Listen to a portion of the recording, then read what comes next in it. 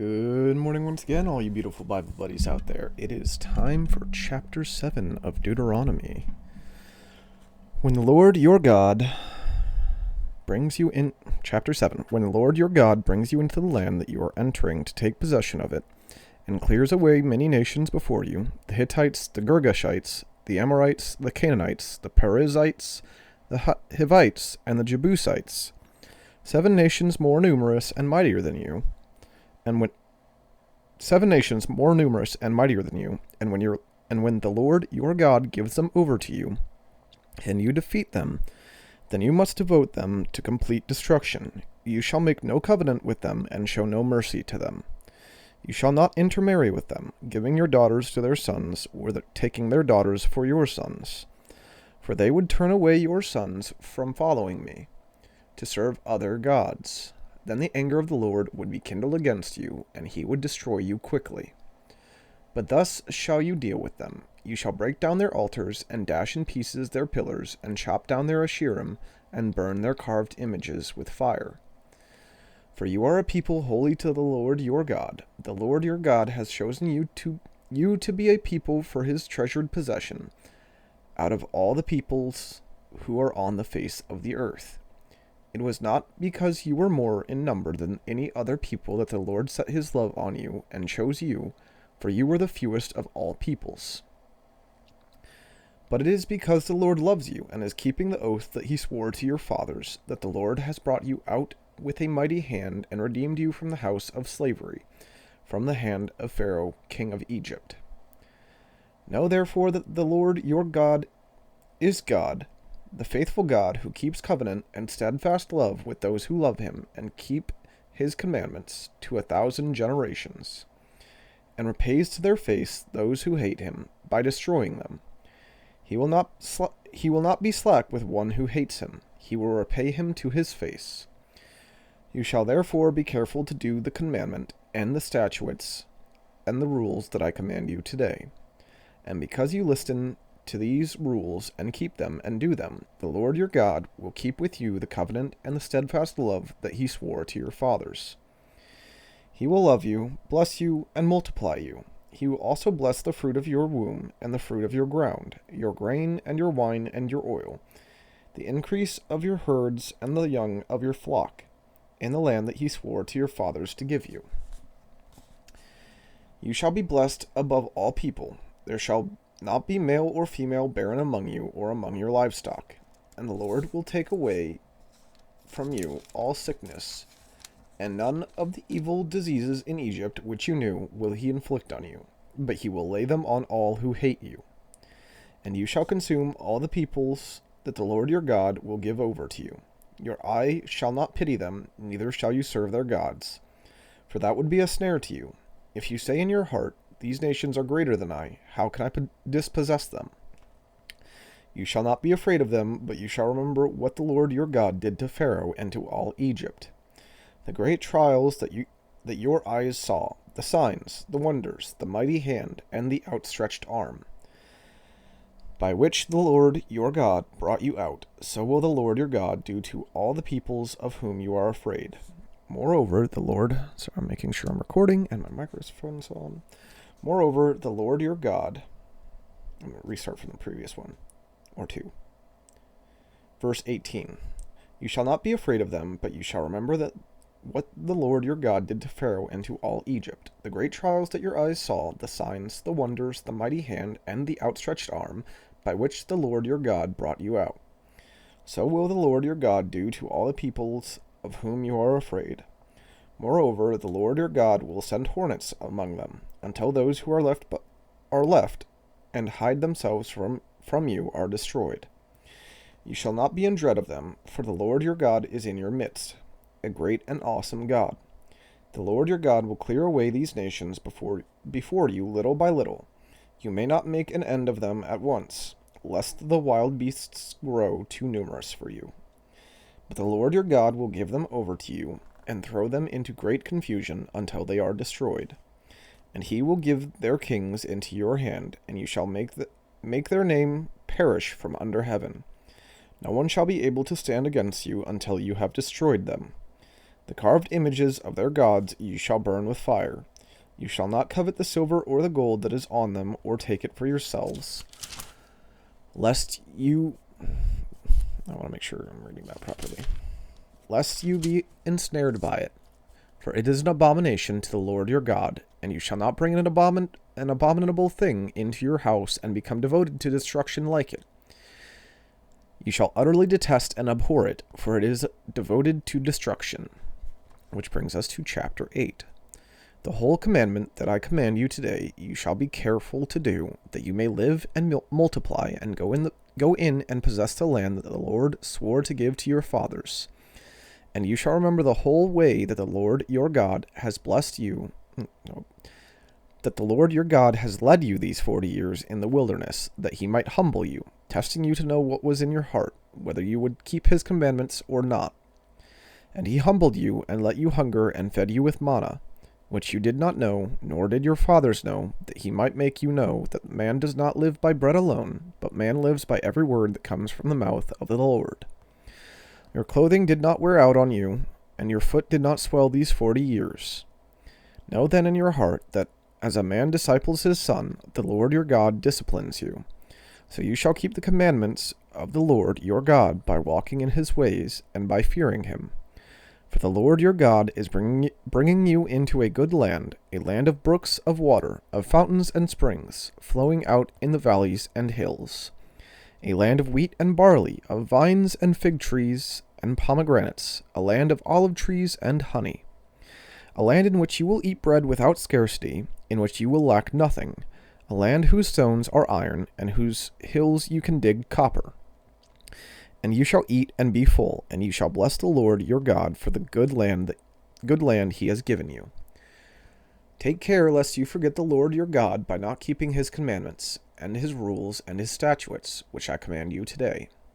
Lest when you have eaten, and are full, and have built good houses, and live in them, and when your herds and flocks multiply, and your silver and gold is multiplied, and all that you have is multiplied, then your heart be lifted up, and you forget the Lord your God, who brought you out of the land of Egypt, out of the house of slavery, who led you through the great and terrifying wilderness, with its fiery serpents and scorpions, and thirsty ground where there was no water, who brought you water out of the flinty rock, who fed you in the wilderness with manna that your fathers did not know, that he might humble you and test you, to do you good in the end. Beware lest you say in your heart, my power and the might of my hand have gotten me this wealth. You shall remember the Lord your God, for it is he who gives you power to get wealth, that he may confirm his covenant that he swore to your fathers, as it is this day. And if you forgot the Lord your God, and go after other gods, and serve them and worship them, I solemnly warn you today that you shall surely perish. Like the nations the Lord makes to perish before you, so shall you perish, because you would not obey the voice of the Lord your God. Which brings us to chapter 9. Hear, O Israel, you are to cross over the Jordan today, to go in to dispossess nations greater and mightier than you, cities great and fortified up to heaven, a people great and tall, the sons of the Anakim, whom you know, and of whom you have heard it said, who can stand before the sons of Anak? Know therefore today that he who goes over before you as a consuming fire is the Lord your God. He will destroy them and subdue them before you. So you shall drive them out and make them perish quickly, as the Lord has promised you. Do not say in your heart, after the Lord your God has thrust them out before you, it is because of my righteousness that the Lord has brought me in to possess this land. Whereas it is because of the wickedness of these nations that the Lord is driving them out before you, not because of your righteousness or the uprightness of your heart. Are you going in to possess their land? But because of the wickedness of these nations, the Lord your God is driving them out before you, and that he may confirm the word that the Lord swore to your fathers, to Abraham, to Isaac, and to Jacob. Know therefore that the Lord your God is not giving you this good land to possess because of your righteousness, for you are a stubborn people. Remember and do not forget how you provoked the Lord your God to wrath in the wilderness. From the day you came out of the land of Egypt until you came to this place, you have been rebellious against the Lord. Even at Horeb you provoked the Lord to wrath, and the Lord was so angry with you that he was ready to destroy you. When I went up the mountain to receive the tablets of stone, the tablets of the covenant that the Lord made with you, I remained on the mountain 40 days and 40 nights. I neither ate bread nor drank water. And the Lord gave me the 2 tablets of stone written with the finger of God, and on them were all the words that the Lord has spoken with you on the mountain, out of the midst of the fire, on the day of the assembly. And at the end of 40 days and 40 nights, the Lord gave me the 2 tablets of stone, the tablets of the covenant. Then the Lord said to me, "Arise, go down quickly from here. For your people whom you have brought from Egypt have acted corruptly.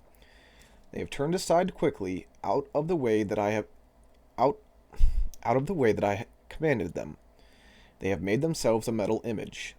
Furthermore, the Lord said to me, I have seen this people, and behold, it is a stubborn people.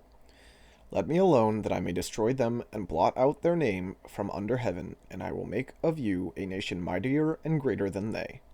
So I turned and came down from the mountain, and the mountain was burning with fire, and the 2 tablets of the covenant were in my 2 hands. And I looked, and behold, you had sinned against the Lord your God. You had made yourselves a golden calf. You have turned aside quickly from the way that the Lord had commanded you. So I took hold of the 2 tablets, and threw them out of my 2 hands, and broke them before your eyes. Then I lay prostrate before the Lord as before, 40 days and 40 nights. I neither ate bread nor drank water, because of all the sin that you had committed, in doing what was evil in the sight of the Lord, to provoke him to anger. For I was afraid of the anger and hot displeasure that the Lord bore against you, so that he was ready to destroy you. But the Lord listened to me that time also. And the Lord was so angry with Aaron that he was ready to destroy him, and I prayed for Aaron also at the same time. Then I took the sinful thing, the calf that you had made, and burned it with fire and crushed it, grinding it very small until it was as fine as dust. And I threw the dust of it into the brook that ran down from the mountain. At Taberah also, and at Massa and at Kibroth Hattava, you provoked the Lord to wrath.